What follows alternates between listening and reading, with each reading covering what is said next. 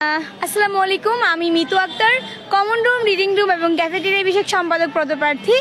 আজকে আপনারা জানেন যে শেষ প্রচারণা এবং আগামীকালকের পরবর্তী দিন ৯ তারিখ আসন্ন ডাকসু নির্বাচন ২০২৫ অনুষ্ঠিত হবে।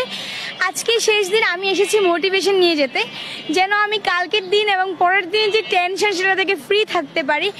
আজকে আসলে আপনারা দেখতে পাচ্ছেন যে অন্যান্য দিনের চেয়ে আমরা ভেবেছিলাম হয়তো মানুষজন কমে গিয়েছে, ক্যাম্পাসে থাকবে না,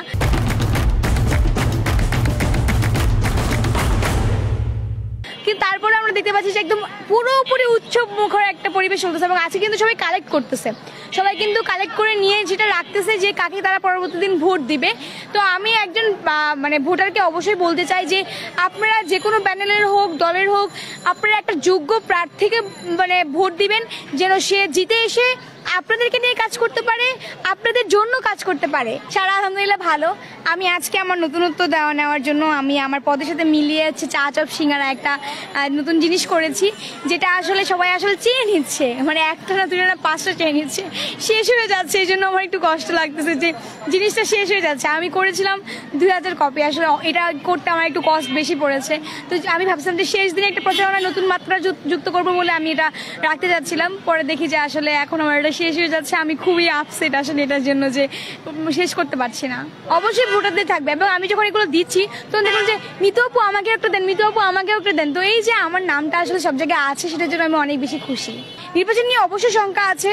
আমার মনে হয় যে নির্বাচনী এইবার যে ভোট কেন্দ্র সেগুলো আসলে অবশ্যই পলিসি মেকিং এর জায়গায় অনেক ইঞ্জিনিয়ারিং এবং মেকানিজম চলেছে, এবং এই যে বন্ধের যে খেলাটা আসলে প্রশাসন করেছে সেখানেও আসলে ইঞ্জিনিয়ারিং ছিল। তো সবকিছুর পরে বলতে চাই যে আমার মনে হয় ভোটাররা এবার অনেক বেশি সচেতন। জুলাই আগস্ট পরবর্তী সময়ে ভোটাররা অনেক সচেতন থেকেই আসলে এবার ভোটটা দিবে এবং একজন যোগ্য প্রার্থীকে আসলে নির্বাচিত করবে। আমার প্রথমত হচ্ছে যে আমি এই ছেলেদের জন্য কমন রুম করে দিতে চাই, তারপর মেয়েদের জন্য কমন রুমগুলোতে ব্রেস্ট ফিডিং কর্নার করে দিতে চাই। একই সাথে আমি লাইব্রেরিতে সংস্কার করে তাড়াতাড়ি চালু করতে চাই। এছাড়া আরও অনেক ধরনের কাজ আছে, সেরকম মোকাররম এবং মোতাহারে ক্যান্টিন নেই, সেখানে ক্যান্টিন স্থাপন করতে চাই। কার্জন এরিয়া ছেলেদের জন্য কমন রুম স্থাপন করতে চাই।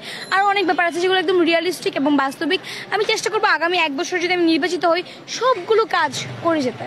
এই যে আমি বললাম যে আমার সাংগঠনিক একটা দিক আছে, আমি কিন্তু বাংলাদেশ গণতান্ত্রিক ছাত্র সংসদের যুগ্ম আহ্বায়ক, একই সাথে নরসিংদী জেলা ছাত্র কল্যাণ সমিতির সিনিয়র ভাইস প্রেসিডেন্ট, তাছাড়া ছুটিতলা ফাউন্ডেশনের সদস্য সচিব, আমি গ্রিন ফিউচার ফাউন্ডেশনের হচ্ছে যে শুভেচ্ছা দূত। সবকিছু মিলিয়ে আমার একটা সাংগঠনিক দক্ষতা তো আছেই। তাছাড়া হচ্ছে যে সবার সাথে আমি গুড কমিউনিকেশন করতে পারি, সবার সাথে আমি অনেক ভালো যোগাযোগ মেনটেন করতে পারি, এবং আমার মনে হয় যে আমি সবার সাথে মিশে যেতে পারি এবং সবাই সেজন্য আসলে আমাকে পছন্দও করে। সব চ্যালেঞ্জকে, বাধা বিপত্তিকে উপেক্ষা করে আশা করি ইনশাল্লাহ আমি জিতে আসবো, সেই আশা রেখে আসলে আজকে সর্বশেষ প্রচারণা চালাচ্ছি এবং নিজের সর্বোচ্চ দিয়ে চেষ্টা করছি। ব্যতিক্রমই তো বললাম যে আজকে আমি শেষ প্রচারণার জন্য আসলে এই যে আমার কমন রুম বা ক্যাফেটেরিয়ার সাথে চা চপ সিঙ্গারাটা যায় সেটি মানুষকে দিচ্ছি এবং বলছি যেন মিতু আক্তার 7 নম্বর ব্যালটে একটা ভোট দেয়। ধন্যবাদ।